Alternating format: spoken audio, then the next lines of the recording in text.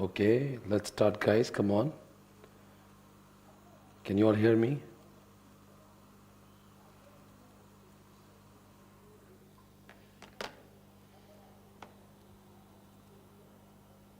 Okay, let's start.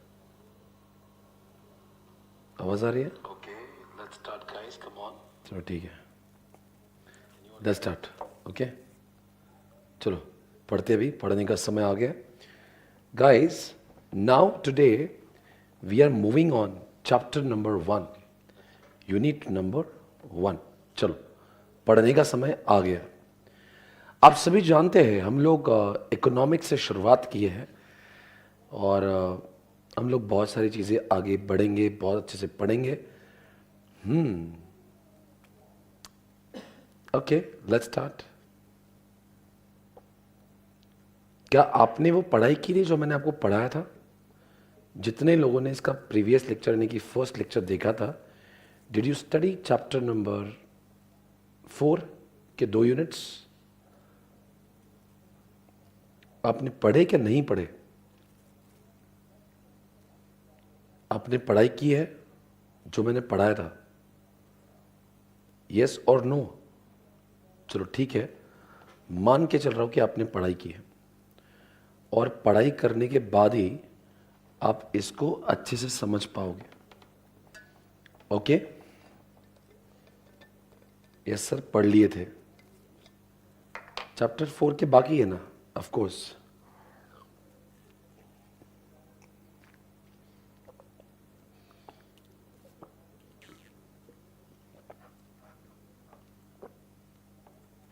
चलो चालू करें.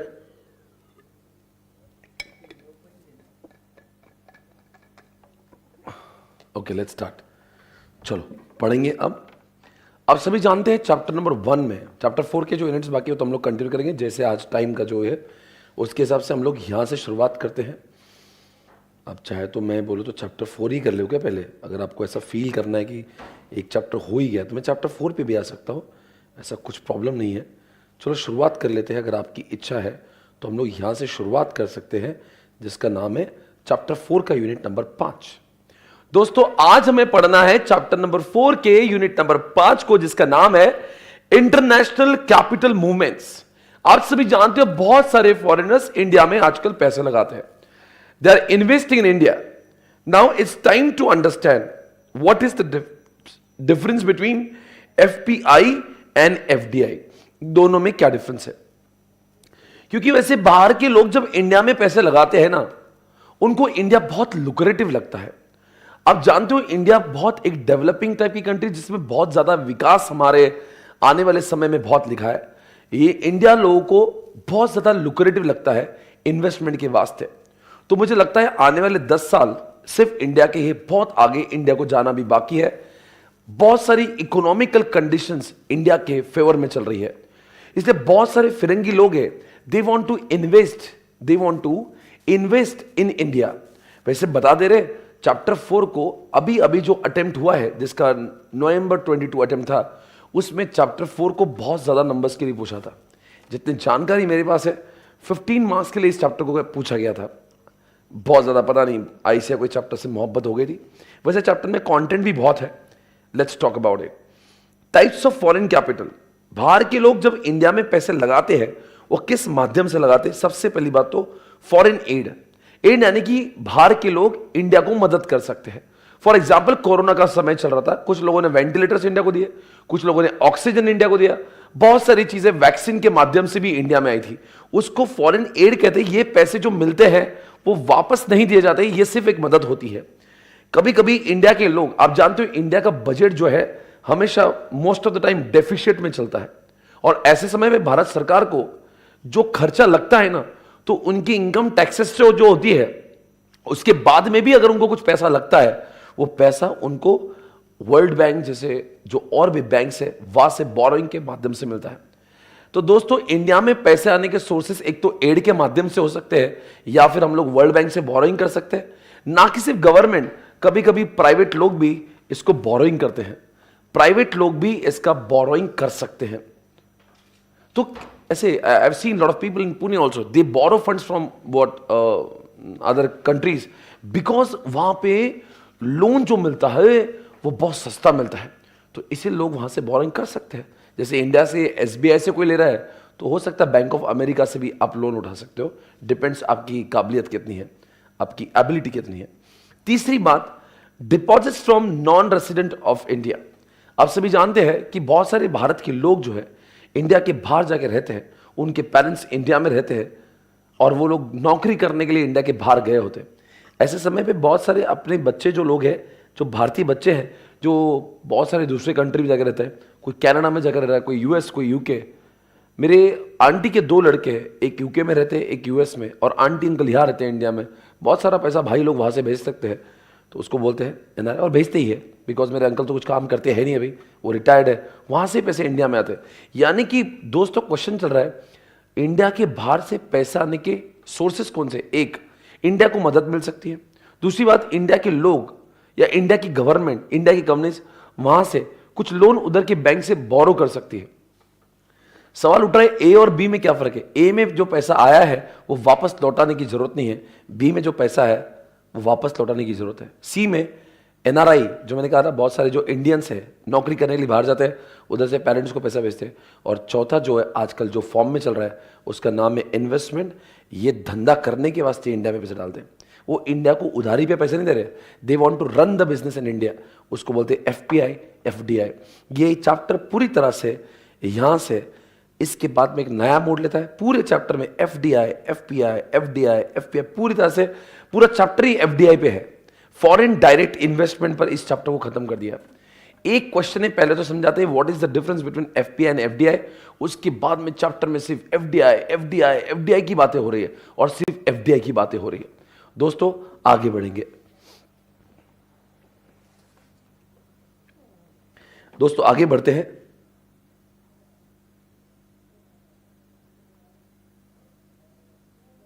आपसे सवाल पूछूंगा मैं अभी।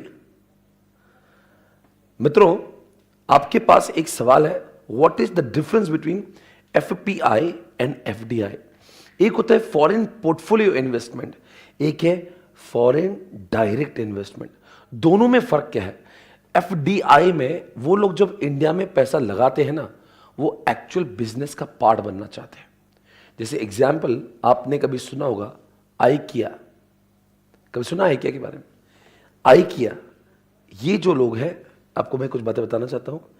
एक होता है एफडीआई, एक होता है एफपीआई। ये होता है फॉरेन, क्या नाम है इसका? Foreign portfolio investment. ये होता है फॉरेन डायरेक्ट इन्वेस्टमेंट। दोनों का डिफरेंस बता रहा हूं, ध्यान से सुनना, बहुत आगे जाएंगे। एक होता है फॉरेन डायरेक्ट इन्वेस्टमेंट, जिसका एग्जांपल मैं आईकिया ले रहा हूं, जिसका मैं बात कर रहा हूं, अगर मैं जिसकी बात कर रहा हूं मैकडोनल्ड्स की बात करता हूं, जिसकी मैं बात कर रहा हूं एप्पल की बात करता हूं, एप्पल आईफोन्स। यहां पे ये लोग जब आते हैं ना, ये इंडिया में बिजनेस करने के वास्ते नहीं आते हो, वो सिर्फ इंडिया में पैसे देते, सिर्फ पैसे। ये लोग पैसा नहीं दे रहे, ये लोग अपना धंधा लेकर आए हैं। फॉरेन डायरेक्ट इन्वेस्टमेंट वाले जो लोग होते हैं ना, वो इंडिया में अपना बिजनेस चलाते हैं। जैसे एग्जांपल बात करेंगे स्टारबक्स। स्टारबक्स ने इंडिया में कॉफी में पैसे नहीं लगाए, वो कॉफी का धंधा चला रहा है। ये लोग जो होते हैं ना फॉरेन पोर्टफोलियो मैनेजमेंट, में आपको बहुत अच्छे से डिटेल में समझाता हूं, ध्यान से देखना, दोनों कॉन्सेप्ट में बहुत गहराई है, एक बार दिमाग में अच्छे से कान खोल के सुनना। फॉरेन पोर्टफोलियो इन्वेस्टमेंट जो होता है ना, ये लोग क्या होते हैं, जैसे कि वीसी फंड्स होते हैं, जैसे पी फंड्स होते हैं, इनका काम होता है इंडिया में सिर्फ पैसा देना। ये जैसे कि एग्जांपल ओला, ओयो, बाइजूस, ऐसे जो भी कंपनीज है जो स्टार्टअप्स इंडिया में है, या फिर मान लो जोमैटो, या फिर मान लो जो जेप्टो, ये सारी कंपनीज है जो इंडिया में नायका, जोमैटो आईपीओ से पहले, आप सभी जानते हो इन कंपनीज में जो इन्वेस्टमेंट थी ना, वो बहुत सारे पी फंड्स ने की थी। जैसे एग्जांपल मैं देता हूं सॉफ्ट बैंक, कभी आपने टाइगर ग्लोबल का नाम सुना होगा, कभी आपने सिकोया का नाम सुना होगा। ये सारे लोग हैं, इनको धंधा करना आता नहीं, वो तुम्हारे ऊपर दाव लगाते हैं। ओयो वाला ही धंधा करेगा, ओला वाला ही धंधा करेगा, बायजूस का काम बैजूस ही करेगा, सारे काम ये वही करेंगे। सिर्फ ये लोग उनको क्या देंगे, सिर्फ और सिर्फ इनको पैसा देंगे। ये टाइगर ग्लोबल को, सॉफ्ट बैंक को, ऐसी बड़ी बड़ी जो फंड हाउसेस जो इंडिया के बाहर होते हैं ना, उनको धंधा करना नहीं आता। वो सिर्फ अच्छा घोड़ा ढूंढते हैं और उस घोड़े पर दाव लगाते हैं। यानी कि उनको लगता है ओला बहुत चलेगा, उनको लगता है ओयो चलेगा, वो बोलते कोई बात नहीं, अब डरो मत, हम पैसा लगाते, काम तुम्हें करना पड़ेगा, हमें तुम्हारे बिजनेस का घंटा कुछ समझता नहीं, तुम अच्छे हो, तुम्हारा धंधा अच्छा है, ये समझ में आता है, हम तुम्हारे ऊपर पैसे लगाएंगे। तो कहते हैं फॉरेन पोर्टफोलियो इन्वेस्टमेंट। इनका काम होता है पैसे लगाना और 1-2 साल बाद पैसे बढ़ने के बाद में उसके शेयर्स को बेच देना और पैसे कमाना। They are not the long term investor. वो क्या होते हैं, शॉर्ट टर्म इन्वेस्टर्स। उनको फास्ट एग्जिट चाहिए होता है। एग्जिट यानी कि आज पैसे जब लगाएंगे, हो सकता है उन्होंने बायजूस में पैसे लगाए थे जब बायजूस की वैल्यूएशन $1 बिलियन थी, सस्ते में उसका स्टेक लिया था। आज बायजूस की वैल्यूएशन $22 बिलियन की है, यानी उनके पैसे जो है वो 22 गुना बढ़ गए। यानी कि वो लोग क्या करते हैं, हो सकता है $22 बिलियन जब डॉलर्स की वैल्यूएशन हो गई, उस समय वो एग्जिट कर देंगे। उनको कंपनी से कोई मतलब नहीं है, वो सिर्फ फंड हाउसेस है। They are the financial investors. Financial investors है, उनको कोई मतलब नहीं है, वो धंधा करने के लिए नहीं इंडिया है, वो इंडिया के जो अंदर धंधे कर रहे हैं ना, उनके ऊपर वो पैसा लगाने वाले लोग हैं। Try to understand. अब क्या होता है ना, ये आइकिया जो है, ये बहुत बड़ा फर्नीचर का मॉल है। ये बॉम्बे में भी है, हैदराबाद में भी है। इतना बड़ा मॉल है हैदराबाद का, तो मतलब आपको लगेगा कितना सारा एकड़ में बना हुआ, ह्यूज मॉल। आपको सोफा चाहिए, डाइनिंग चाहिए, ये चाहिए। उसने इंडिया में पैसे नहीं दिए। वो आइकिया का काम जो इंडिया के बाहर फर्नीचर का था, वही फर्नीचर का अपना खुद का बिजनेस लेकर आया। वो इंडिया में डायरेक्ट आया, इनडायरेक्ट नहीं आया।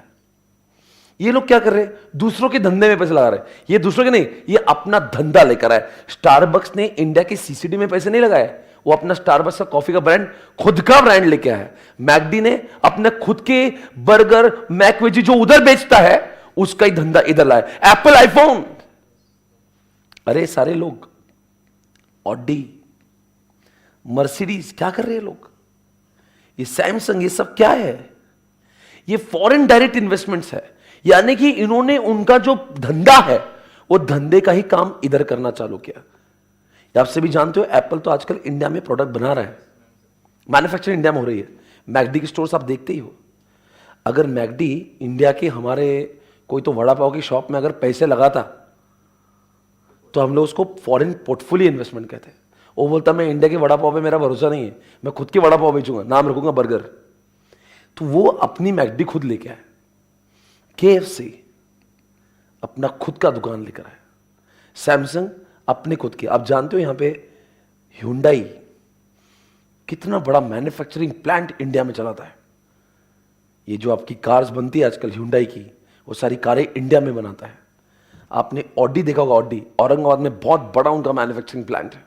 क्या है सब ये अपना फॉरेन, मोदी जी चाहते हैं बहुत लोग इंडिया में। सर इनके आने से क्या होता है इंडिया में, इनके आने से बहुत बड़े रोजगार उपलब्ध होते हैं, क्योंकि वो लोग इंडिया में आते हैं। तो अब जब आइकिया जब आया था ना, तो आसपास के मोहल्ले मालामाल हो जाते हैं, क्योंकि वहां के जमीनों के रेट बढ़ जाते हैं। वो वहां के रास्ते भी बना देता, गवर्नमेंट को टैक्स भी दे देता, वहां के हजारों लोगों को जॉब भी मिल जाती, लोगों के पास में स्टैंडर्ड लिविंग बढ़ जाता है, लोगों के घर में पैसा आता है, रोजी रोटी आती है, खुशहाली आती है, भारत की सरकार को टैक्स भी मिलने लग जाता है। इसलिए क्या होता है ना दोस्तों, ये पूरे चैप्टर में उन्होंने फॉरेन पोर्टफोलियो इन्वेस्टमेंट से ज्यादा फॉरेन डायरेक्ट इन्वेस्टमेंट पर भरोसा किया है कि तुम आओ इंडिया में अपना धंधा चालू करो, हम मोदी जी हैं, हम आपको बहुत सारी सुविधाएं देंगे। आपको क्या लगता, रास्ते चाहिए, पानी चाहिए, बिजली चाहिए, सब देंगे, सिर्फ आओ इंडिया में एप्पल फोन बनाओ। क्योंकि जो एप्पल फोन चाइना में बन रहा था, अगर वो इंडिया में बनेगा तो रोजगार चाइना को नहीं इंडिया को मिलेगा। न जाने कितने इंडिया के इंजीनियर्स का घर चलने लगेगा, न जाने कितने इंडिया के इंजीनियर्स जो घर में पैसा आएगा उससे खाएगा, ना कि सिर्फ खाएगा, खर्चा करेगा। वो खर्चा करेगा, मॉल में पैसा आएगा, वो खर्चा आएगा, थिएटर चलेगी, वो खर्चा आएगा, कपड़ों की दुकानें चलेगी, वो खर्चा आएगा, दिवाली के फटाके बिकेंगे, न जाने कितने लोग का धंधा चलने लगेगा। तो हम लोग चाहते FDI आए, बहुत सारा पैसा बाहर से इंडिया में आए ताकि लोगों का घर चले, देश की क्या बढ़े, अरे बोलो ना, देश की इकोनॉमी बढ़े। और जब ये लोग आते हैं ना, थोड़ा सा मैं इसको यहां लिखता हूं, ये जब आते हैं ना इंडिया में, ये शॉर्ट टर्म के लिए नहीं आते। कभी आपने देखा है ऑडी बंद होने के लिए? ऑडी यहां पे जब मैन्युफैक्चरिंग प्लांट ले रहे हैं ना, हजारों करोड़ की इन्वेस्टमेंट करता है। They are coming here for what? Long term. They don't want exit. वो एग्जिट नहीं चाहते, वो इंडिया में रहना चाहते हैं, धंधा करना चाहते हैं। वो इंडिया में एग्जिट नहीं चाहते। ये जो लोग होते हैं क्या, इनको क्या मतलब, इनको बायजूस से मतलब नहीं है। उनको बायजूस, वो क्या करते हैं, कभी भी आते हैं। अब जैसे जोमेटो में जितने लोग इन्वेस्टर्स थे, क्या किया उन्होंने? आए, प्री आईपीओ आते हैं, जब जोमेटो का वैल्यूएशन कम था, शुरुआत में पैसे लगाते। अब जैसे सॉफ्ट बैंक ने ओला को बहुत पैसे दिए हुए, सॉफ्ट बैंक ने ओला का, अब वो ओला नया नया था, क्या नाम उसका, भाविश अग्रवाल रे, उसको पैसे दिए, बोले तू गाड़ियां बना, आई मीन ये गाड़ियां जो रेंट पे चला, उनको पैसे दिए। फिर अब ओला जब वैल्यूएशन पहले उसकी 1 बिलियन थी, तब उसका बॉस टेक ले ले, अब उसकी वैल्यूएशन 5 बिलियन एग्जाम्पल, तो इनका 5 गुना पैसा बढ़ गया। हो सकता है वो बेच के दूसरे को निकल जाए। सॉफ्ट बैंक को ओला के जिंदगी से कोई मतलब नहीं, ना उसको गाड़ी के बारे में समझता है, ना वो भविष्य अग्रवाल को गिनता है। उसको यही है, they are here to make पैसा। ये लोग पैसा कैसा बना रहे हैं? ये लोग अपना बिजनेस लेके आ रहे हैं। इनके पास में बिजनेस का नो हाउ होता है। They know the business. ये खुद का धंधा लेकर आते हैं। ये जो एफपीआई उनको धंधा नहीं समझता, वो किसी और के धंधे में खुद का पैसा लगाएंगे। उनको पैसों से पैसा बनाना है, समझ आ रहा है? यहां पे ये प्रोडक्ट खुद का लाते हैं। ये मैकडी, ये केएफसी, खुद के फॉर्मूला से इनके। ये ऑडी कार ऐसे नहीं बन रही, उसके पेटेंट उनके खुद के हैं। पेटेंट समझता है? ये उनका सब कुछ उधर बनता है, वो इंडिया में लाके सिर्फ बना के बेच रहे हैं। एफपीआई में ये जितने भी लोग हैं ना, ये सब इंडियन लोग हैं, दिमाग इनका है, पैसा उनका है। ऐसे हजारों करोड़ की या बिलियन डॉलर की इन्वेस्टमेंट हर साल में एफपीआई द्वारा भी इंडिया में होती है। तो हमें तो क्या है, हमें तो एफपीआई भी चलता है, एफडीआई भी चलता है, पर एफडीआई और ज्यादा अच्छा लगता है हमें, पर कोई बात नहीं, एफपीआई भी चलता है। अल्टीमेटली दोनों से भी इंडिया में पैसा आएगा। चाहे उधर के लोग आके खुद रोजगार देंगे, चाहे इंडिया जैसे कंपनीज को पैसे देके रोजगार मिले।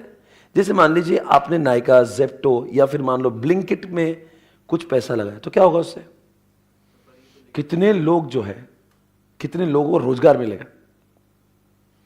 पर ये सारे लोग का एक ही ड्रॉबैक है, they are coming here for short term. अगर दोनों के कंपैरिजन में देखते हैं तो हमें एफडीआई ज्यादा पसंद आता है, because they are here for long term. में दोनों में से भी इंडिया को पैसा ही आ रहा है। ये दोनों का मेन डिफरेंस है। आई होप आपको समझ में आ रहा, कि आपको सभी लोगों को कॉन्सेप्ट समझा, जो मुझे ऑनलाइन देख रहे हैं इस समय, everybody who is watching me online, क्या आपको समझ आ रहा है? आप क्या पढ़ रहे हो? एफडीआई, एफपीआई, आपको जरा देखना होगा what is the difference between FDI and FPI.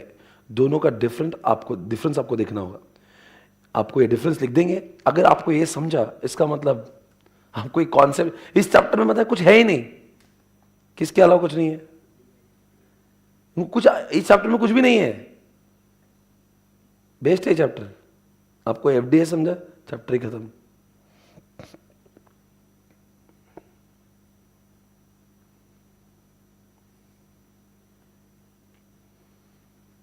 FDI versus FPI, difference जरा देखिए ध्यान से। कुछ चीजें आपको ध्यान रखना पड़ेगी। कौन एक्टिवली इन्वॉल्व होंगे? एफडीआई, क्योंकि वो खुद ही मैकडी चलाना है, खुद ही उसके धंधे में खुद इन्वॉल्व है। अब बताओ, जिन्होंने यहां पे देख लिया, और भी आगे ले जाते हैं आपको।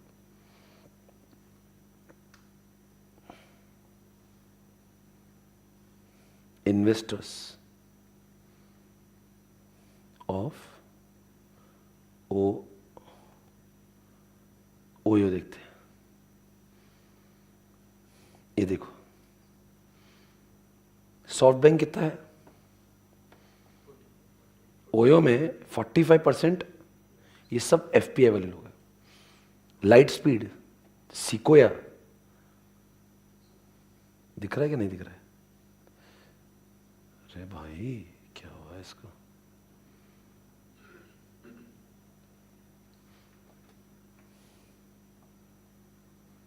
इमेज ऐसे दिख रही होगी आप? क्या लिख रहा है बताइए? 46% तो मुझे लगता है इनका जो है ये सॉफ्ट बैंक नहीं है, सॉफ्ट वेंचर बैंक। और यहाँ पे क्लियर लिखा है सॉफ्ट बैंक। रितेश अग्रवाल जो ओनर है उसका, उसके इसमें 9% बचा हुआ है। Light speed 13%। ये लाइट स्पीड एफपीआई कर रहा है। सिको है, ये लाइट स्पीड, ये सिको है, सॉफ्ट बैंक कोई भी इंडिया का नहीं है। उनको फॉरेन क्यों? अगर मान लो मुकेश अंबानी ने पैसे लगाए होते तो हम लोग इसको एफपीआई नहीं बोलते, बिकॉज वो तो इंडियन है। ये सारे लोग फिरंगी है, ये सिर्फ इंडिया में पैसे लगा रहे हैं, इसको बोलते फॉरेन पोर्टफोलियो इन्वेस्टमेंट। इन्होंने पोर्टफोलियो बनाया। ये ऐसे कई लोग हैं। अभी सिकोया का तो आप देखोगे, सिकोया क्रेजी है। सिकोया ने जो इन्वेस्टमेंट की है, सिकोया, उसका नाम बड़ा अजीब है, क्या स्पेलिंग है उसका? CQU सिकोया, आइए सिकोया इन्वेस्टमेंट्स इन इंडिया। अब देखिए इन्होंने इतना पैसा इंडिया में लगाया है, इतना पैसा लगाया है, हद पैसा लगाया हुआ है इन्होंने। मतलब तुम बोलो कौन सी कंपनी में पैसा चाहिए आपको? देखो सिकोया इंडिया,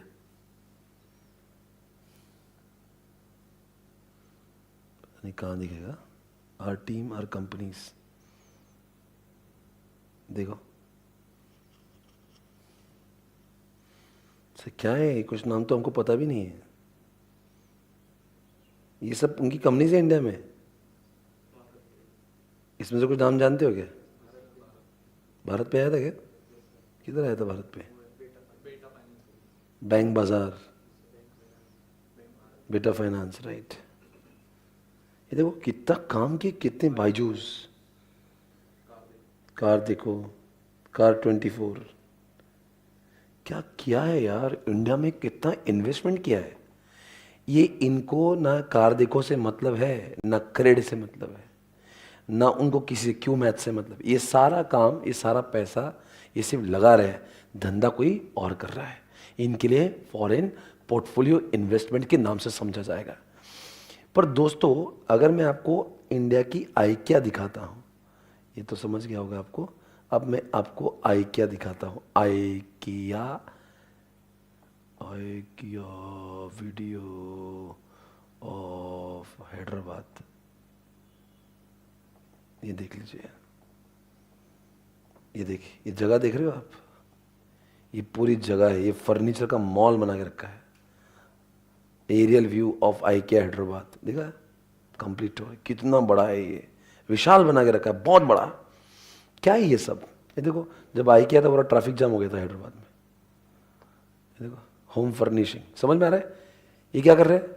सिकोया कोई धंधा करता नहीं इंडिया में, सिकोया को इंडिया के धंधों में पैसे लगाना है। I hope you're understanding concept. आप बताएंगे दोस्तों दोनों के बीच का डिफरेंस क्या फटाफट, और फिर हम लोग बढ़ेंगे आगे। बोलो क्या है डिफरेंस है दोनों के बीच में? कौन सा एक्टिव है जल्दी से बताओ? एफडीआई एक्टिव है, कौन सा पैसिव है? एफपीआई। कहां पे आपको लगता है डायरेक्ट इन्वेस्टमेंट हो रही है? मैं मेरे धंधे में लगा रहा हूं, एफडीआई। और कौन किसी और के थ्रू लगा रहा है? एफपीआई। कहां पे बताओ आपका कंट्रोल खुद का ही अपने बिजनेस में बहुत ज्यादा है? एफडीआई। बिकॉज आप आपका ही मैकडी, आप आपका ही एप्पल, आप आपका ही सब कुछ आइकिया, खुद धंधे पे कंट्रोल किसका ज्यादा होगा? एफडीआई का, क्योंकि आप आपका ही पैसा खुद इंडिया में अपने हाथों से लगा रहे हो। एफपीआई में तो किसी और के हाथ से खाना है। अब बताओ बायजूस के धंधे पे बायजूस का कंट्रोल ज्यादा होगा क्या सिकोया का? बायजूस का। और अगर मैं बात करूं ओयो के धंधे में, वो अग्रवाल का ज्यादा वो होगा कंट्रोल क्या सिकोया का? अग्रवाल का। यानी कि एफपीआई के जो लोग होते हैं ना, उनका कंट्रोल धंधे पे ज्यादा है, बिकॉज जो मालिक है वो तो इंडिया में बैठा है, वो अपनी बुद्धि लगाएगा। ये तो सिर्फ फंडर्स है। आगे बताओ कौन सा लॉन्ग टर्म है? एफडीआई।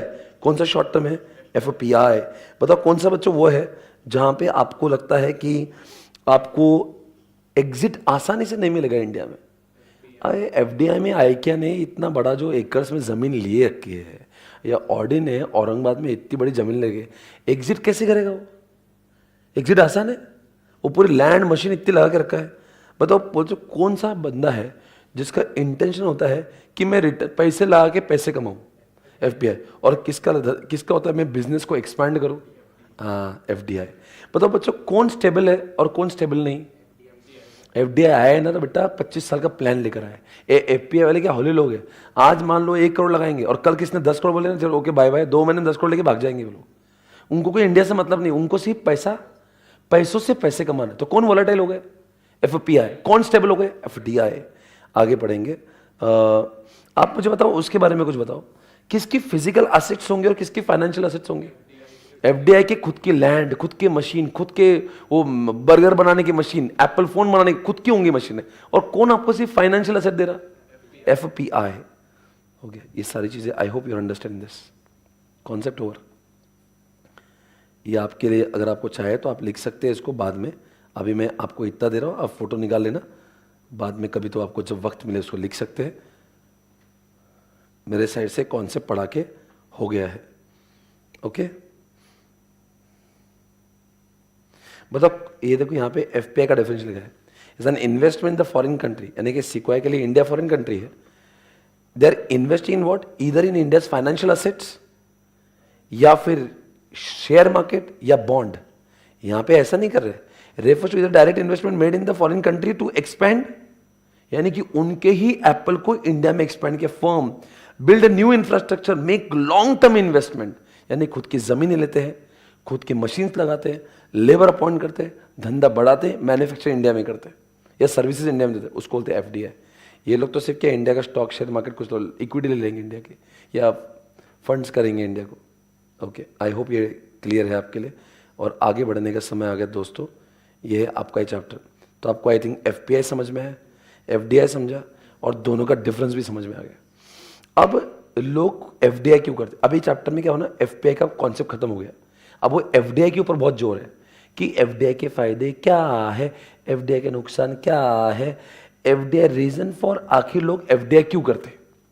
सबसे पहले आप बताओ भारत देश को एफडीआई से क्या फायदे होंगे? अरे सिंपल है, आप जरा सोचने की बात है। अगर ऐसे लोग इंडिया में आएंगे, ये सब लोग, तो क्या लेकर आएंगे इंडिया में? अब सब बहुत सारा एम्प्लॉयमेंट लाएंगे। इंडिया के न जाने कितने लोगों को नौकरी। आई क्या जब आएगा, आप मैकडी में देखो सारे इंडिया के लोग काम करते हैं, पिज्जा हट में, केएफसी में, सब इंडिया के लोग ही काम करें। एम्प्लॉयमेंट मिलेगा, भारत की इकोनॉमी और आगे जाएगी, भारत में इन्वेस्टमेंट आएगा, पैसा आएगा, भारत का टैक्स कलेक्शन बढ़ेगा, भारत में सारी चीज़ें। अगर पता है क्या, ऑडी इंडिया में बनती और यहाँ से एक्सपोर्ट होती है, मतलब जो आसपास की कंट्री, जो छोटी कंट्री, वो यहाँ से बन के इंडिया का एक्सपोर्ट भी तो बढ़ेगा। अगर एप्पल फोन यहाँ बनेगा कल, जैसे अपन चाइना फोन से ला रहे थे, तो अब यहाँ पे इंडिया से जब एप्पल बनेगा तो आसपास की कंट्री को भी एप्पल फोन यहाँ से जाएगा, तो अपना एक्सपोर्ट बढ़ेगा, तो अपना फॉरेक्स बढ़ेगा, फॉरेन एक्सचेंज बढ़ेगा। देखो बहुत सारे फायदे होते हैं। और जब एम्प्लॉयमेंट बढ़ेगा, सारी चीजें बढ़ेगी, तो आपका लिविंग स्टैंडर्ड बढ़ेगा, लोगों की खरीदने की बाइंग पावर बढ़ेगी। और जब एक लोगों के पास में हाथ में पैसा जब आएगा, तो उसके साथ साथ में बाकी धंधे भी बढ़ेंगे। अगर यहाँ पे रोजगार को बहुत पैसे मिल गए तो खर्च भी करेगा जाके, वो फिर कपड़े लेगा, वो थिएटर में जाएगा, हर किसी का विकास होगा। तो भारत का इकोनॉमी बहुत आगे जाएगा, एम्प्लॉयमेंट बहुत आगे जाएगा, भारत की इकोनॉमी आगे जाएगी, टैक्स बढ़ेगा, ये सब उसके फायदे हैं। इतना ही नहीं दोस्तों, भारत में कंपटीशन बढ़ेगा। कैसे बताओ? अगर भारत के बाहर के मोबाइल अगर इंडिया में आ रहे हैं तो भारत के मोबाइल को कंपटीशन हो जाएगी। अब इंडिया में टाटा है, इंडिया में मारुति है, इंडिया में महिंद्रा है। अगर 3 ही कार होती और ये बाहर से आने वाले नहीं बनाते, अगर हुंडई नहीं बनाता, ऑडी नहीं बनाता, तो कंपटीशन ही ना होती। तो कंपटीशन बढ़ेगी, कस्टमर को सस्ते मिलेगी, कस्टमर प्राइस जो है प्राइस, वो प्राइस घट जाएगी, कस्टमर खुश होगा। तो कुल मिला के इंडिया का ये इस तरह से फायदा हो रहा है। और एक्सपोर्ट बढ़ेगा तो जाहिर सी बात है हमारे इंपोर्ट का। अभी एप्पल हम लोग इंपोर्ट नहीं करेंगे, एप्पल हम लोग एक्सपोर्ट करेंगे, हमारी फॉरेन एक्सचेंज सेव हो जाएगी, हमारे देश का फॉरेन एक्सचेंज बढ़ेगा, ठीक है ना, तो इंडिया में गुड्स की डिमांड बढ़ेगी। तो ये फायदे हैं। तो अब इसको अगर ऐसा बहुत रीड करोगे तो भी वही निकलने वाला है। और एग्जामिनेशन में क्वेश्चन 2 या 3 मार्क के लिए आता है, तो आप जो लिख रहे हो ये बहुत लिख दिया आपने। पर क्या होता है ना बच्चों, अगर किसी को एफडीआई एफपीआई नहीं समझता है और वो एफडीआई के बारे में एडवांटेज, तो उसके लिए हर क्वेश्चन एक बड़ा क्वेश्चन बन जाता है। अगर जब उसके दिमाग में क्लियर होगा ना एफडीआई ये है एफपीआई ये है, तो फिर उसके ऊपर आने तो जो आना है हम टोक के आएंगे बराबर से। यही होता है, कॉन्सेप्ट को समझना बहुत जरूरी होता है जब हम लोग पढ़ते हैं। तो इसलिए बढ़ते देखो आगे बढ़ते देखते हैं। आई थिंक जितने भी लोग मुझे देख रहे हैं इस समय, वो सभी लोग को समझ आ रहा होगा। मैं एक बार पूछ लेता हूं।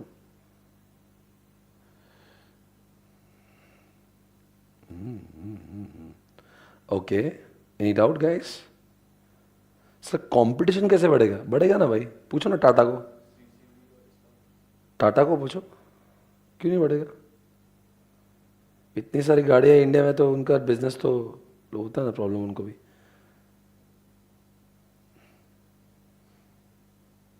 ओके, समझ आ रहा है, बिल्कुल समझ रहा है। कॉन्सेंट्रेट करना। आप ये लेक्चर्स को जब देखोगे, इसके बाद आपका होमवर्क हो जाता है कि आपने चैप्टर को डिटेल में पढ़ना चाहिए और आईसी के पेपर सॉल्व करना चाहिए। इसलिए हम आपको उचित टाइम भी देते हैं, बहुत एक साथ नहीं पढ़ाते, पर हम जब पढ़ाते हैं ना, कंसेप्ट आपके दिमाग में घुसेड़ देंगे, फिर ये माइन्यूट डिटेल्स आप पढ़ते रहना आराम से। जैसे क्वेश्चन यहाँ पे लिखा है कि बेनिफिट्स ऑफ एफडीआई, अगर आप कुछ पढ़ोगे तो आपको आसानी से समझ में आएगा। देखो क्या क्या फायदा होगा।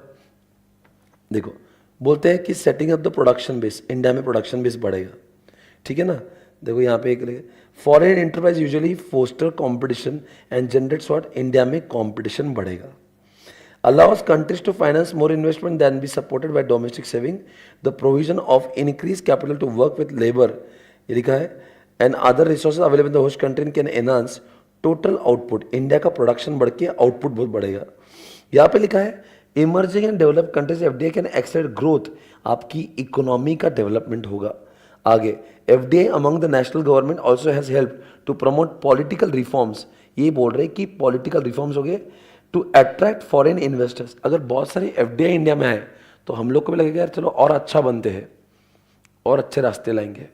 आप सभी जानते हो अभी कल परसों में G20 का मीटिंग जो था वो पुणे में था, पता है G20 नहीं याद है? G20 का मीटिंग जो है, वर्ल्ड की जो टॉप इकोनॉमीज है, वर्ल्ड की टॉप 20, उनके जो रिप्रेजेंटेटिव थे वो पुणे में आए थे। और आप सभी को बताते हो मुझे खुशी हो रही, ये G20 की जो प्रेसिडेंट है वो हमारे नरेंद्र भाई मोदी है। यानी कि इंडिया सबको लीड कर रहा है वर्ल्ड के, उसमें चाइना भी है, जापान भी है, यूएस भी है, लंदन मतलब यूनाइटेड किंगडम्स भी है। यानी कि इतने बड़े कंट्रीज के अंदर भारत को उन्होंने टॉप 20 तो रखा ही है, अपन लीड कर रहे हैं। तो बताओ क्या बात होगी, लाओ एफडीआई इंडिया में, हम आपको ये देंगे, आपके लिए ऐसी पॉलिसी बनाएंगे, तुम आओ तो सही, गुजरात में आओ, हम आप महाराष्ट्र में आओ, आप वेस्ट, ऐसा वो बात करते होंगे। We are trying to attract more foreign investors. आगे FDI not only creates direct employment, देखो आपकी एम्प्लॉयमेंट बढ़ रही है। अरे इंडिया में आएगा तो हजारों लोगों को एप्पल में और आईकिया में काम मिलेगा। प्रमोट रिलेटिवली हायर वेजेस, किसके लिए, क्यों बताओ? अब इतनी सारी कंपनी अगर हायरिंग करेगी तो लेबर का भी वैल्यूएशन बढ़ेगा। Provide better access to what, foreign corporation provide better access to foreign markets. Unlike portfolio, FDI generates intel people to people relation and usually considered as a promoter of bilateral and international relationship. Greater openness to foreign capital leads to higher national dependence on the international investors, making the cost of, ये क्या लिखा पता है क्या?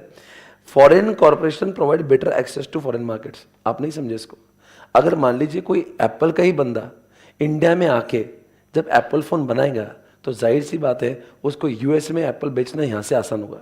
यहाँ पे Micromax को USA भेजना मुश्किल है, पर इंडिया में एप्पल कंपनी आ रही है, वही एप्पल जब यूएसए में एक्सपोर्ट होगा तो आसान बहुत है, एकदम जाहिर से। इंडिया के लोग नहीं लेंगे, इंडिया के मोबाइल नहीं लेंगे, पर उनका ही बंदा जब इंडिया में के बना रहा है तो वो लेंगे जरूर।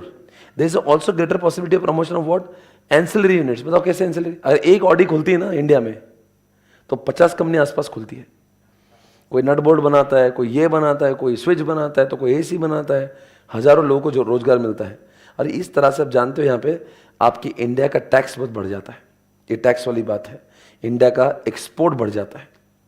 तो आप समझिए ना, ये जो मैंने लिखा था ना पॉइंट्स, लगभग इतने पॉइंट्स काफ़ी है हमारे लिए, यही उसका आंसर है। कुल मिलाकर उसका सार ये है। उन्होंने ये लिखा, इंडिया के आउटपुट बढ़ जाएंगे, इंडिया को फॉरेन मार्केट ओपन हो जाएगा, क्योंकि उनके लोग इंडिया में आए ना, तो फिर वो इंडिया से लेना पसंद करेंगे पैसा, ये सब फायदा है। अब इसका उल्टा काम बताओ, अब इसके बताओ ये डिसएडवांटेजेस क्या है। अब इन्होंने एक क्वेश्चन पूछा है कि प्रॉब्लम्स क्या है इसमें, क्या क्या प्रॉब्लम, तो ये सारी प्रॉब्लम्स है इसमें, ये सब कुछ प्रॉब्लम्स है। क्या प्रॉब्लम बता, क्या ये जब फिरंगी आते हैं ना, उनको इंडिया से कोई मतलब नहीं है, वो इंडिया के अंदर कितना भी धुआं छोड़ छोड़ के इंडिया का एनवायरनमेंट खराब कर सकते हैं। और बहुत सारे काम जो है ना, सबसे पहली बात तो हमारा एनवायरनमेंट, जितनी रतन टाटा को और मुकेश अंबानी को इंडिया के वतन की परवाह होगी, एप्पल और आइकिया को नहीं होगी। उनका क्या जा रहा है, उनका आज भी वतन कौन सा है। तो क्या होगा, सबसे पहले हमारा एनवायरनमेंट खराब हो सकता है, एक बात एनवायरनमेंट खराब। बहुत सारे काम जो है ना, स्किल्ड वर्क जो है ना, जो भी आज भी जो बहुत अच्छे काम जो होते हैं ना, अच्छे अच्छे काम, वो आज भी उधर ही कराते हैं। इंडिया के लोगों को कचरा काम देते हैं, जिसमें बहुत बुद्धि की जरूरत नहीं है, यानी कि हमारे स्किल्ड लोगों को बहुत जॉब नहीं मिलती। तीसरी बात, वो बहुत सारा काम ऑटोमेटेड कराते हैं, जिसके से बहुत रोजगार उपलब्ध नहीं होता। उनमें भी वो भी उन्हीं स्टेट्स में आते हैं जो डेवलप स्टेट्स हैं, महाराष्ट्र, गुजरात, तमिलनाडु, जो नहीं के बहुत डेवलप्ड है। आज भारत के अंदर भी बहुत सारे ऐसे स्टेट्स हैं जो डेवलप नहीं है। वो ऐसी जगह पे जाएंगे नहीं, वो वैसे जाएंगे जहाँ पे बिजली अच्छी है, पानी अच्छा है, रास्ते अच्छे हैं। वो ऐसे स्टेट में जाना पसंद नहीं करेंगे जहाँ पे उनको तकलीफ होगी। इतना ही नहीं, वो क्या करते हैं, जिस जगह पे जो नहीं क्या बहुत गुड्स ऐसे होते हैं ना, जिसमें बहुत हाइप मिल रही है, जहाँ पे ग्लैमर बहुत है, मोबाइल, कार, जिसमें क्या कोई बाहर से झाड़ू का बिजनेस नहीं करेगा इंडिया, डस्टबिन में ही बनाएगा। अब समझो वो इधर इंडिया में क्या करते हैं, हवा, जिसमें नहीं क्या बहुत ग्लैमर है, मतलब जो बिजनेस बहुत you can say attractive businesses.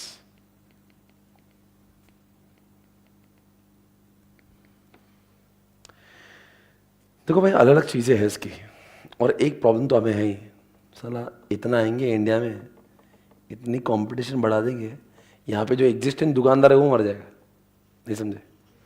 अरे बाहर के लोग आएंगे तो इंडिया के जो दुकानदार है कहीं ना कहीं तो अपन, इसीलिए तो एफडीआई जब से आ रहा था ना, तो इसलिए बहुत लोकल दुकानदार बहुत अपोज कर रहे थे। अब समझो अमेजॉन और वॉलमार्ट अगर अपनी दुकानें खोलने लग जाए इंडिया में, हर गली नुक्कड़ में अगर वॉलमार्ट आ जाए ना, सारी किराना दुकान बंद हो जाएगी, तो बड़ा कंपटीशन बढ़ेगी। आप बोल रहे एक तरफ से रोजगार बढ़ेगा, पर एक तरफ से रोजगार घटेगा भी। ये दुकानदार अगर रास्ते पे आ गए तो सारे दुकानदार के लोग रास्ते पे आ जाएंगे, वो रोजगार चले जाएगा। देखो, कुछ अच्छी चीजें हैं, कुछ खराब भी है। अल्टीमेटली इनका दिल तो उधर का ही है, ये तो इंडिया में सिर्फ, मतलब अल्टीमेटली ऐसा नहीं है, although they are here for long term, but उनका दिल तो अभी उधर के लिए धड़कता है। अल्टीमेटली गोल उधर का है, और सारा पैसा टैक्स काट के उधर लेके चले जाते हैं। पैसा काटेंगे और वो सारा के सारा पैसा रिपैट्रिएट करते उनकी कंट्री में। इंडिया गवर्नमेंट बोलता है तुम ले लो टैक्स, अब बाकी हम ले जाएंगे उधर। तो ये सब उनके कुछ अपने अपने उनके ड्रॉबैक्स है। एक बार ड्रॉबैक्स को पढ़ लेते हैं यहाँ से। देखो मैं कुछ पढ़ता हूँ, likely to concentrate on capital intensive, यानी कि वो चीज़ें रोजगार उपलब्ध नहीं करेगी, वो मशीनों को लेकर आएंगे, बहुत रोजगार उपलब्ध नहीं होगा। Inherent tendency of FDI flows to move towards region and state which are what, जो स्टेट्स बहुत अच्छे होते हैं ना, उन्हीं स्टेट पे वो अपने वो लेकर आते हैं। जो इंडिया में जो बिछड़े हुए स्टेट है उनको स्कोप नहीं मिलता। यहाँ पे लिखा है वो बोलते हैं कि एक अलग ही लिखा है, डोमेस्टिक गवर्नमेंट स्लो डाउन हो जाती है। अब क्या होता है ना, भारत के बाहर के जब लोग इंडिया में आते हैं ना, भारत की सरकार सुस्त हो जाती है। उनको लगता है आ रहा ना, माइक्रोसॉफ्ट इंडिया में आ रहा है, अमेजॉन इंडिया में आ रहा है, तो करेंगे ना, रास्ते वही बना लेंगे, हम कहीं कुछ बनाएंगे, आएंगे ना वो खुद करेंगे ना। अब आइकिया आएंगे ना, तो आइकिया बेचारा अपने लिए आसपास के रास्ते भी खुद ही बना लेता। तो इधर की गवर्नमेंट बोलती है स्लो हो जाते हैं, क्योंकि उनको मालूम है इधर के पैसा आने वाला है बाहर से, वही करेंगे सब, खुजली उनको ही है। फॉरेन फर्म्स में partly finance there domestic investment by borrowing funds in the host country capital market. और देखो यहाँ पे क्या लिखता है, क्राउडेड आउट हो जाएगा। The action can raise interest rates in the host country. ओए होए होए, लीड होस्ट मतलब इंडिया होस्ट होती है। सोचो इधर आई क्या है, उसने एसबीआई से इंटरेस्ट पे लोन लिया, बोले मेरे को पैसा चाहिए। अब अपने रिलायंस को भी चाहिए था, डी मार्ट को भी चाहिए था, वो बोलेगा ऑलरेडी मैंने आइकिया को दे दिया था। तो वैसे उनके चक्कर में अपन लोग क्राउडेड आउट हो जाएंगे, अपने लोगों को पैसा नहीं मिलेगा। इंडिया के पैसे लिमिटेड है, सारे भारत के आके इंडिया के बैंक से लोन लेंगे तो एक तो पैसे रहेंगे नहीं, और रहेंगे तो फिर वो इंटरेस्ट रेट बढ़ा देंगे, तो इंडिया के जो एग्जिस्टिंग दुकानदार है उनको प्रॉब्लम हो जाएगी। वो लिखा है, the expected benefit from the easing of the balance of payment situation might remain unrealized and narrow down due to the likely instability in the balance of payment and exchange rate. Obviously, FDI bring in more foreign exchange, improves the balance of payment and raises the value of the host country's currency. However, when the imported inputs need to be obtained or when the profit repatriated, वही लिखा है repatriated, a change is in place the host country. वो बोल रहा है ये कुछ भी होने दो, ये कमाते हैं इंडिया को आगे ले जाने के लिए, पर एक दिन ये पैसा जो उन्होंने कमाया है वो विकास इंडिया के लिए नहीं करेंगे। आज मुकेश अंबानी कमाता पैसा इंडिया में कमा के वापस इंडिया के नए धंधे में लगाता, अडानी कमाता इंडिया में और 4 नए धंधे खोलता, ये लोग कमाते फिर उधर जाके उधर नए धंधे खोलते। वो प्रॉब्लम है। ये बोल रहा है कि आज भी जो बहुत स्किल्ड काम है ना वो इंडिया के लोगों नहीं देते लोग, मेन अच्छा दिमाग वाला काम है उधर है, ब्रेन वाला, वैसे डोंकी वर्क इधर देते जो गधा मजूरी वाला काम है। हाई प्रॉफिट ओरिएंटेशन, ये बोल रहे हैं कि tend to promote a distorted pattern of production and investment. वो बोल रहे कि high profit orientation of the foreign direct tend to promote. ये बोल रहे कि जब ये क्या करते हैं पता है क्या, देखो ना, आइटम ऑफ एलिट, यानी कि बहुत एलिट जो नहीं क्या, हाई पॉश, यानी कि एयरलाइन का धंधा, परफ्यूम का धंधा, एसी का धंधा, आप समझे, मतलब ऐसे नहीं कि जिसमें बहुत जिसका हाइप है, ऐसे नॉर्मल धंधे करते नहीं ये लोग आके। और वो क्या बोलते हैं, ये यहाँ पे क्या कहते हैं, usually accused of being anti ethical और frequently resorted method of aggressive advertisement. ये कभी कभी ऐसी एडवर्टाइजमेंट करते हैं जैसे कोका कोला, पेप्सी, ऐसी ऐड करते हैं ना, वो आता ना एक डर क्या की जीत है, ओ माउंटेन ड्यू ऊपर से कूदता है नीचे ऋतिक रोशन। वो बोलते हैं ये लोग पैसे कमाने के लिए इंडिया के लोगों को कुछ भी बना सकते हैं, और अनएथिकल ऐड करते हैं जिसका प्रोडक्ट से कोई संबंध भी नहीं है, और इनका बोलता है डीप पॉकेट्स है इनके पास में, तो इतने ही कॉम्पिटिशन है तो लोकल इंडस्ट्री बर्बाद हो जाएगी इनके चक्कर में। ये तो पैसा लेके कमाए है ना, तो इंडिया में आएंगे साला खर्च कर देंगे, आके लोकल दुकानदार तो उड़ जाएगी उनके चक्कर में। अब वॉलमार्ट को अगर एफडीआई पूरा अभी आज भी इंडिया में क्या बोलते हैं उसको, रिटेल में 51% से ज़्यादा नहीं करने बोलते, किसको, मतलब वो पूरा नहीं आ सकते। अगर सच्चो वॉलमार्ट को अगर पूरा 100% करने दिया इंडिया में ना, तो ऐसा नंगा कर करके मारेगा, क्योंकि वो उस कितने भी रेट पे बेचेंगे, लोकल किराना दुकान तो टिक भी नहीं पाएंगे। तो बोलता है कि इतना ये सब लोग अगर आ गए ना इंडिया में, अगर इतना डीप पॉकेट है नहीं। जब से आई क्या है तो सब जो फर्नीचर की दुकान वाले मर गए, क्योंकि वो सोफा देता 10,000 में, बाकी बाहर मिलता 25,000 में, उसको पड़ता 10 में, बिकॉज वो बल्क बनाता, तो यह कि दुकानें बर्बाद हो गई, ऐसा इनका बोलना है।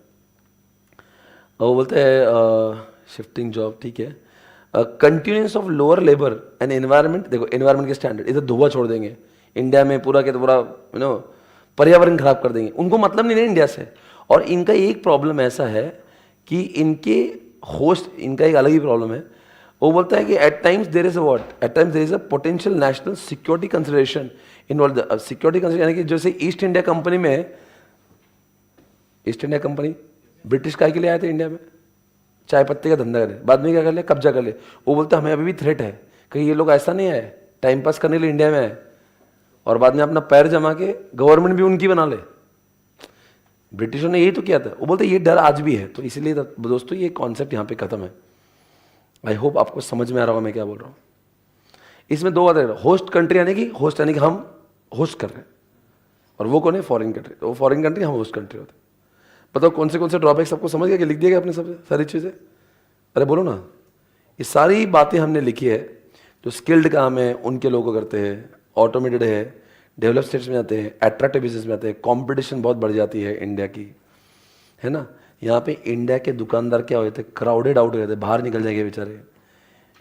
अलग अलग प्रॉब्लम्स है इसके। तो ये सारे जो है ये है ड्रॉबैक्स। किसके ड्रॉबैक्स है? Of FDI. ये है कॉन्सेप्ट एफडीआई का। ओके फाइन, आपको समझ गया मैं क्या बोल रहा था? एवरीबॉडी गॉट इट है गाइस, कम ऑन। तो अब बस एक ही कॉन्सेप्ट है।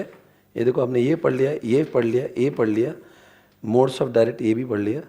अब मैं आपको यहाँ से पढ़ाने जा रहा हूँ। ये देखो बच्चों, ये है मोड्स ऑफ एफडीआई। ये भी एक क्वेश्चन आ सकता है एग्जामिनेशन में, ये लास्ट क्वेश्चन है। एफडीआई के मोड्स क्या है, कि एफडीआई के मोड्स क्या है, कैसे लोग एफडीआई में आते हैं। यानी कि अगर आइकिया को इंडिया में आना है, एप्पल को इंडिया में आना है, हाँ, ये लोग कैसे आते होंगे। सुजुकी ने मारुति के साथ में मर्जर करके इंडिया में आए। कभी कभी ये लोग क्या करते हैं, पूरा ब्रांड 100% खुद का लाते हैं। कभी कभी क्या बोलते हैं, देख मारुति मैं इंडिया में आके तेरी बजाऊंगा, मेरा नाम है सुजुकी, मैं मशीन में भारी हूँ, तो मेरे से कॉम्पीट करता है कि साथ में हाथ मिला था, देख मैं मशीन बनाऊंगा तो डिस्ट्रीब्यूशन करना। मारुति बोलता है ओके फाइन नो प्रॉब्लम, तू मशीन देना, मैं इंडिया में, तो इसलिए नाम पड़ा मारुति सुजुकी। तो मारुति सुजुकी में कैसे आए थे, वो भी एफडीआई है। उन्होंने क्या किया, उन्होंने आके इंडिया में मर्जर किया। तो भारत के बाहर के लोग इंडिया में इस रास्ते से भी आ सकते हैं, या फिर जेवी करके आ सकते हैं। जेवी यानी कि स्टारबक्स एंड टाटा अलायंस। ये मर्जर नहीं है, ये सिर्फ जॉइंट वेंचर है। तो यहां पे एग्जाम्पल आया स्टारबक्स, यहां पे एग्जाम्पल आएगा मारुति सुजुकी। कभी कभी क्या होता है, ओपनिंग ऑफ अ सब्सिडरी और associate company in the foreign country. Example आप जानते हो पेप्सी, पेप्सी को इंडिया, उन्होंने इंडिया में अपनी एक एफसी कंपनी की एक सब्सिडी लॉन्च की है। उन्होंने किसी टाइप नहीं किया है, वो पेप्सी उधर का ही है, इंडिया में उन्होंने इंडिया की सब्सिडरी बनाई। Equity injection into an overseas company और एक्वायरिंग और controlling interest in an existing. ये एग्जाम्पल मुझे फ्लिपकार्ट के लिए अच्छा लगता है। फ्लिपकार्ट में यही किया उन्होंने, वॉलमार्ट कंपनी थी, उन्होंने क्या किया, उनको इंडिया में आना था तो उन्होंने इंडिया में वैसे नहीं है, बोले फ्लिपकार्ट का 76% अपन ले लेते, $1,00,000 में, $1,00,000 में, $1,00,000 में। तो ये आ गया फ्लिपकार्ट। फ्लिपकार्ट को वॉलमार्ट ने कैसे लिया था, एक्वायरिंग और controlling interest in an existing foreign company. यानी कि उसके लिए, यानी कि वॉलमार्ट के लिए फॉरेन कंपनी कौन होगी, फ्लिपकार्ट। तो उन्होंने फ्लिपकार्ट को 76% ले लिया, ऐसे। तो ऐसे होता है। और एक होता है green field investment. Green field में कुछ नहीं करते, वो अपना एक एकदम ग्रीन फील्ड, यानी कि लिखा है एस्टेब्लिशिंग न्यू ओवरसीज, एकदम नया, किसके अंदर घुसेड़ के नहीं, एकदम। अमेजॉन ने आजकल वो चालू किया है इंडिया में, AWS के डेटा सेंटर्स चालू किए, क्लाउड AWS के भी इंडिया में भी आने लगे। वो ग्रीन फील्ड इन्वेस्टमेंट है। ग्रीन फील्ड यानी कि पूरा खाली पड़ा हुआ था, आप आके अपना अपना पैसा लाए, खुद की बिल्डिंग बनाई, काम चालू किया। तो देखो क्या है ना, ये क्वेश्चन बड़ा बेकार है। एफडीआई फॉरेनर आ रहा है इंडिया में धंधा करने के लिए। अब वो धंधा हो सकता है खुद से करे, हो सकता है लोगों के अंदर पैसे डाले, हो सकता है लोगों से जेवी करे, हो सकता है लोगों से मर्जर करे तो मारुति सुजुकी, जेवी करे तो स्टारबक्स टाटा, और अगर एग्जिस्टिंग धंधे में ही पूरा स्टेक ले लिया तो फ्लिपकार्ट वॉलमार्ट, या कुछ ही था नहीं, खुद से ही शुरुआत की, ग्रीनफील्ड। और यह हो सकता है आपकी खुद की जो उधर का बिजनेस था। सर अब ए में और एफ में क्या फर्क है, ए में उधर का बिजनेस इंडिया में चालू करके सब्सिडी बनाई, एफ में उधर बिजनेस था नहीं था, वो अलग ही है। उधर का और उधर का होल्डिंग कंपनी नहीं, इंडिया में एक नया कंपनी क्रिएट किया। तो कौन से सब्सिडरी है एग्जांपल, सब्सिडी का example Pepsi, merger Maruti Suzuki, joint venture Starbucks, दूसरे कंपनी में मेजर स्टेक एक्वायर करना फ्लिपकार्ट, या अपना खुद से चालू करना AWS। हो गया, चैप्टर खत्म है। This chapter is over. एक बार बता देना बच्चों क्या क्या पढ़ा हमने। इस चैप्टर को हमने खत्म किया है। I hope you are understanding everybody.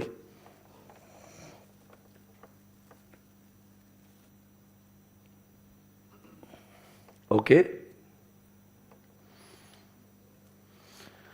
दोस्तों, धीरे धीरे करते करते करते हम पूरे सिलेबस को इस तरह से खत्म करेंगे। पर आपसे इतनी रिक्वेस्ट होती है कि जो मैं पढ़ा रहा हूं जस्ट मेक श्योर कि आप उसको डिटेल में घर पे जाके पढ़ें। होता क्या है ना, जब हम लोग रेगुलर फुल क्लास में पढ़ाते हैं, हम लोग बच्चों से उम्मीद नहीं करते घर जाके कुछ पढ़े। हम लोग क्या करते हैं, क्लास में इतना डिटेल में पढ़ते हैं एक एक वर्ड, फिर उसको क्या करते हैं, चिट्ठियाँ लगाते हैं, उसको और एक्सप्लेन करते हैं, फिर उसका बार बार रिवीजन क्लास में करते हैं, फिर उसके टेस्ट भी ले लेते हैं। तो वहां पे वो कंप्लीट, पर उसको इट इज़ वेरी मतलब उसके लिए पूरा डिटेल में हम लोग पढ़ते हैं। आप यहाँ पे अगर आप शॉर्टकट में पढ़ रहे हैं तो आपका रिस्पॉन्सिबिलिटी इसमें बहुत बढ़ जाता है। What is expected from you, कि ये जो हो रहा है, क्योंकि हम लोग ये रीड नहीं कर रहे, थोड़ा थोड़ा सा रीड कर रहे हैं, आप ये डिटेल में जाके पढ़ेंगे, बिकॉज पढ़ेंगे तो आप लिख पाएंगे। अब आपके ऊपर रिस्पॉन्सिबिलिटी बहुत हो जाती है, क्योंकि मैं आपको पढ़ा रहा हूँ ये 30-35 मिनट 40 मिनट, आप घर पे जाके उसके साथ में 2-4 घंटे बिताएंगे, वो समझेगा आपको। और फिर आप आईसीए के पेपर, अब रेगुलर क्लास में हम लोग आईसीए का पेपर भी सॉल्व करते हैं, तो आपसे एक्सपेक्टेड है मुझे कि आप घर पे पूरा डिटेल में रीडिंग के बाद में ये भी चेक करें कि आईसीए के पेपर आप सॉल्व कर पा रहे हैं क्या नहीं पा रहे। मेरा काम है कंसेप्चुअली मैं आपको बहुत आगे ले जाऊंगा, वो बहुत इंपॉर्टेंट है जो इस क्लास के माध्यम से आप आगे जाओगे, पर आपकी जिम्मेदारी बहुत बढ़ जाती है, ठीक है ना। आगे बताओ बच्चों, टाइप्स ऑफ फॉरेन कैपिटल क्या होता है। एक लोग एक तो एड देंगे इंडिया को, या तो इंडिया के लोग बोराइंग करेंगे। तीसरी बात, मेरा भाई जो एनआरआई के माध्यम से इंडिया में लाएगा पैसे, या फिर एफडीआई एफपीआई के थ्रू पैसे आते हैं। एफडीआई और एफपीआई में बताओ कौन सा लॉन्ग टर्म के लिए, एफडीआई कौन सा शॉर्ट टर्म, एफपीआई कौन सा एक्टिव, एफडीआई कौन सा पैसिव, एफपीआई कौन सा सिर्फ फाइनेंस इन्वेस्टर है, एफपीआई सिक्वाया कौन है, एफपीआई सॉफ्ट बैंक कौन है, एफपीआई आइकिया कौन है, FDI Apple, Audi, McDonald's, Microsoft, AWC सब क्या है, एफडीआई, ऑडी। ये सब लोगों ने इंडिया में धंधा आके करना है। पता कौन सा लॉन्ग टर्म के लिए, किसको इजी टू एग्जिट है, एफपीआई, किसको डिफिकल्ट टू एग्जिट है, एफडीआई। आप बताओ किसका कंट्रोल अपने बिजनेस पर खुद का है, एफडीआई, किसका नहीं है, एफपीआई। कि कौन डायरेक्टली बिजनेस में इन्वॉल्व है, एफडीआई। कौन डायरेक्ट इन्वेस्टमेंट कर रहा है, एफडीआई। कौन इनडायरेक्टली लगा रहा है, एफपीआई। क्लियर है, ओके। आगे अब बात करेंगे मोड्स, अभी पढ़ा हमने मोड्स, अभी पढ़ लिया। तो अब बताओ ये रीजन आप पढ़ना है, मतलब वही लिखा है, बेनिफिट्स और प्रॉब्लम दोनों में फर्क बताइए। बेनिफिट्स क्या बताओ, क्या क्या फायदे हो गए इंडिया में आके, ये हमने पढ़ा। इंडिया में अगर कोई आ रहा है तो ये सब फायदे होते हैं। बताओ इंडिया में अगर बिजनेस लाएगा तो क्या क्या होगा, इंडिया का इन्वेस्टमेंट बढ़ेगा, इंडिया में डेवलपमेंट में मतलब वो हो जाएगा, फॉरेन प्रोडक्शन बहुत ज़्यादा होगा, एक्सपोर्ट ज़्यादा होगा, एम्प्लॉयमेंट बहुत मिलेगी, इंडिया में कंपटीशन बहुत ज़्यादा होगी, एक्सपोर्ट ज़्यादा होगा तो इंपोर्ट कम होगा, इंडिया के लोगों को रोजगार मिलेगा, भारत की सरकार को टैक्स मिलेगा, भारत की इकोनॉमी ग्रो करेगी, भारत के लोगों का लिविंग स्टैंडर्ड बढ़ेगा, बाकी धंधों का ग्रोथ ज़्यादा होगा, अल्टीमेटली भारत का विकास होगा। ये सब आपने यहाँ लिखा है। अब मैं इसके ड्रॉबैक्स की बात करो। अब देखो होता क्या है ना, एग्जामिनेशन में जो क्वेश्चन पूछे जाते हैं, अब पेपर अच्छे से देखना, 2 मार्क 3 मार्क आपके बुक में इतना इतना लेट लेट के लिखा, उनका काम है डिटेल में लिखना, आपका काम है उसमें से चुनिंदा वर्ड को चुन के आप एक एक लाइन को एक्सप्लेन करना। बिकॉज अगर आप ऐसा ही उनके से लिखने जाओगे तो आपका इकोनॉमिक्स होगा, एफएम तो होगा भी नहीं। आपको अपने आप को कंट्रोल करना पड़ेगा कि आपको टू द पॉइंट उसमें लिखना है, ए पॉइंट ये पॉइंट ए पॉइंट। अब बताओ वो आने से ड्रॉबैक क्या हुआ, ड्रॉबैक हुआ इंडिया की कॉम्पिटिशन बढ़ी। ड्रॉबैक हो गया वो काम जो इंडिया में लेकर आते हैं ना, वो लेबर वाला नहीं लाते, वो ऑटोमेटेड लाते, इसलिए बहुत रोजगार बढ़ता नहीं है। वो आते हैं ना इंडिया में, क्राउडेड आउट हो जाते हैं, हमारे बैंकों के पास पैसा ही नहीं बचता, और पैसा वो लेके जाते हैं, हमारे लोगों को पैसा ही नहीं मिल रहा। वो आते हैं इंडिया में तो डेवलप्ड स्टेट में ही आते हैं, वो आते हैं लुक्रेटिव प्रोडक्ट में ही इन्वेस्ट करते हैं, उनका काम छपरी प्रोडक्ट्स में नहीं आते। और जो स्टेट्स जो अंडर डेवलप्ड है उनमें ओनली इन्वेस्ट नहीं करते, वो अच्छे स्टेट को ही और बढ़ाते हैं। और इतना ही नहीं, सारा पैसा इंडिया से कमा के रिपैट्रिएट भी कराते हैं। इंडिया में गंदे तरीके से एडवर्टीजमेंट करते हैं, लोगों को फंसाते हैं। इतना ही नहीं, हमारे एनवायरनमेंट को चूना लगाते हैं, हमारा एनवायरनमेंट गंदा करके जाते हैं। उनको हमारे देश से कुछ पड़ी नहीं है, समझ में है। और वैसे भी सारा स्किल्ड काम जो है वो बाहर से करवाते। ये सब उसके ड्रॉबैक्स। इसी के साथ में चैप्टर 5 यूनिट नंबर 5 यानी कि दोस्तों आज हमने चैप्टर 4 का यूनिट नंबर 5 खत्म किया। आपको ये बता देना चाहते हैं, इकोनॉमिक्स में चैप्टर 4 ही एक ऐसा है जिसके अंदर 5 यूनिट्स है। चैप्टर 1 में आपके 2 यूनिट है, चैप्टर 2 में 3 है, राइट। चैप्टर 2 में 4 है क्या, 4 है, 4।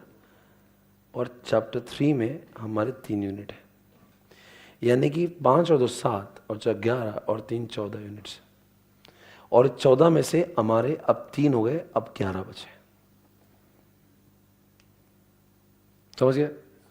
तो ये कभी एक पढ़ेंगे, कभी 2 पढ़ेंगे, तो अगले 5 लेक्चर्स में मुझे लगता है इकोनॉमिक्स हम लोग ख़त्म कर पाएंगे। समझ आ रहा है? This is the way we have to go ahead. आपको इसी तरह से इसको समझना है हम लोग क्या कर रहे हैं। अभी शुरुआत में मैं आपके ऊपर बहुत बर्डन नहीं डालूंगा, पर ये जो 11 लेक्चर हो गए, अगर मुझे कभी लगा तो मैं आपकी स्पीड बढ़ाने के लिए आपको कुछ रिकॉर्डेड भी दे सकता हूँ और कुछ लाइव भी ले सकता हूँ। पर आपका प्रॉमिस ये होना चाहिए कि जो मैं दे रहा हूँ आपको, आप उसको पूरा पढ़ेंगे, उसको रिवाइज करेंगे, ऐसे कि इससे भी करेंगे, अच्छे से उसको रिकॉल करो। अगर आपको लगता है कि मुझे और एक बार देखना है, ये लेक्चर को डबल देख लो। वैसे भी कितने इसका है वो, it is not even more than 40-50 minutes, उतना तो पढ़ना है आपको, दैट्स इट। बाकी सब करेंगे कल guys. Thank you so much, आज के लिए इतना ही काफ़ी है। Good night. कल मिलेंगे एसएम के एक नए चैप्टर के साथ में। एसएम में हमने अभी तक 8 में से 2 चैप्टर ख़त्म किए, 6। कल की तारीख कौन सी है? 6 चैप्टर्स हमारे एसएम के बाकी हैं। ओके, और उसके बाद में कल 20th है ना, 21 से अंकिता मैम सवेरे 10 बजे आपका लॉ पढ़ाएंगे। 11:15 को आपका टैक्स होने वाला है, ये याद रखें। यानी कि जो लोग ग्रुप 1 दे रहे, बैक टू बैक आपके दोनों सब्जेक्ट खत्म होते रहेंगे।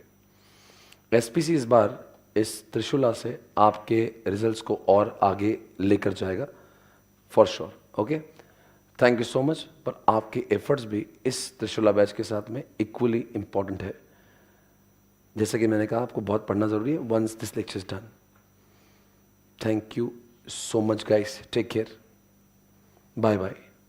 God bless you.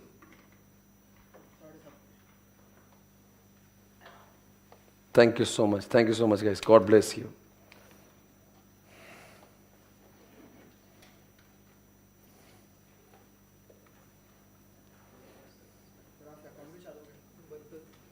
Thank you so much everyone. कल हम लोग मिलेंगे लगभग 8 से 8:15 के बीच में मिलना पड़ेगा, बिकॉज मेरी जो पहली क्लास है, पहली जो क्लास होती है मेरी, वो चलती है 7:45 से 8 के बीच तक। तो I can start only somewhere between 8 से 8:15 के बीच में। Okay, thank you so much guys, God bless you, take care, फिर मिलेंगे।